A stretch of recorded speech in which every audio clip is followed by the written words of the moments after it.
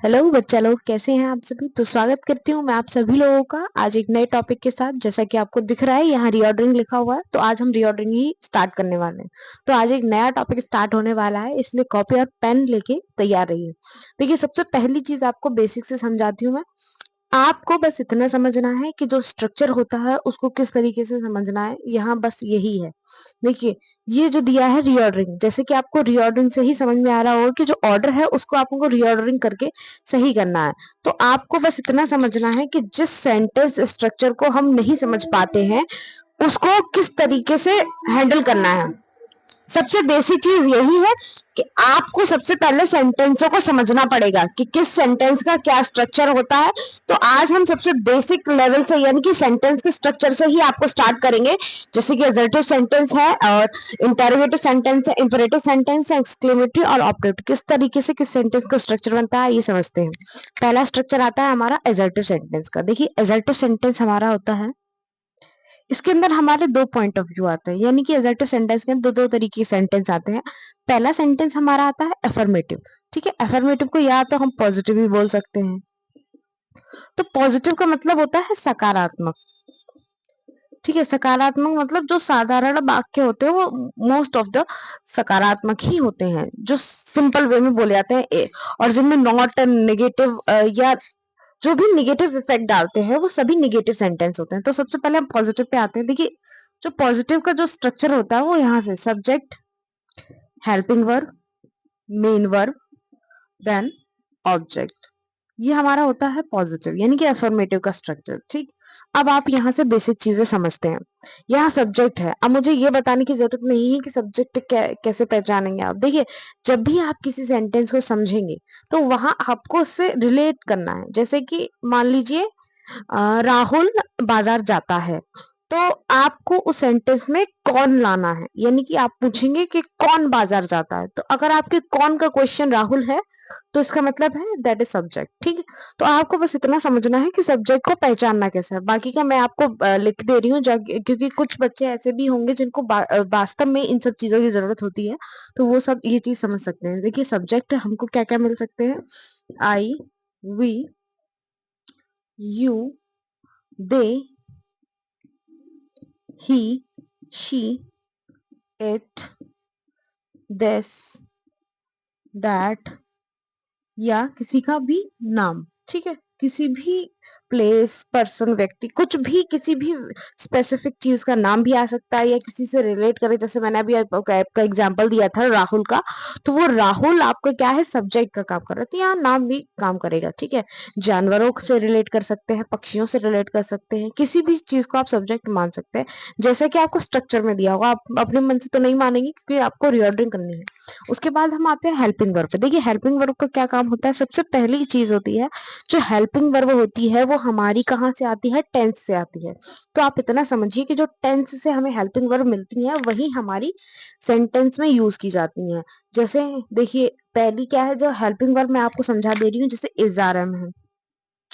ठीक है, तो इज आर एम हमारी हेल्पिंग वर्ब हो गई। हैज है हो गया।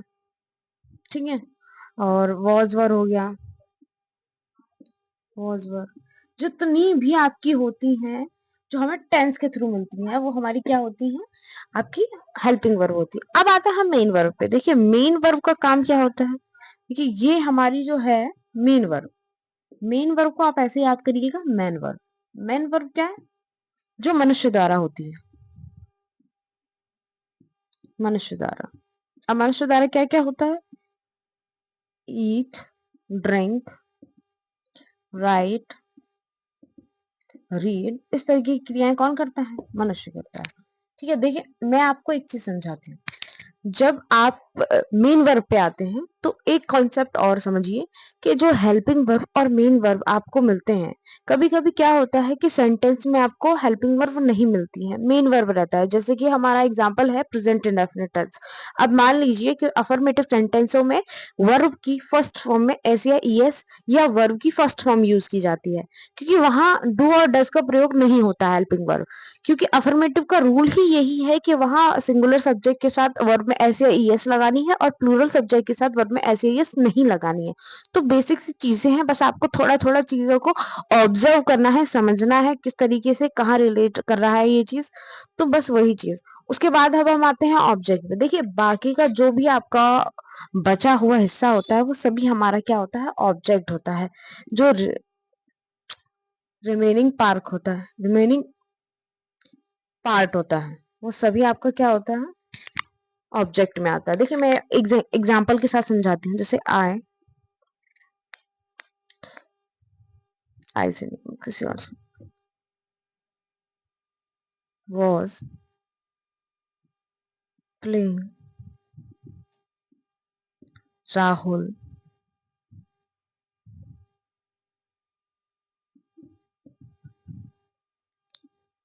field in। अब देखिए ये हमने एक एग्जांपल ले लिया है, ठीक है। अब हम इसको रीऑर्डरिंग करेंगे। सबसे पहले आपको क्या ढूंढना है, सबसे पहला काम आपको सब्जेक्ट का ढूंढना है। तो यहाँ सब्जेक्ट आपको क्या दिख रहा है, नाम दिख रहा है। मैंने अभी आपको एग्जांपल दिया इसलिए मैंने आपको राहुल दिखाया है कि राहुल हमने लिया तो ये हमारा नाम हो गया, ठीक है। तो राहुल हमने ले लिया, तो राहुल हमारा क्या होगा, नाम हो गया। अब क्या है, अब हमको ये चीज देखनी है कि राहुल के बाद हमको कहाँ जाना है, हेल्पिंग वर्ब पे जाना। तो हेल्पिंग वर्ब हमारी क्या है, वॉज है।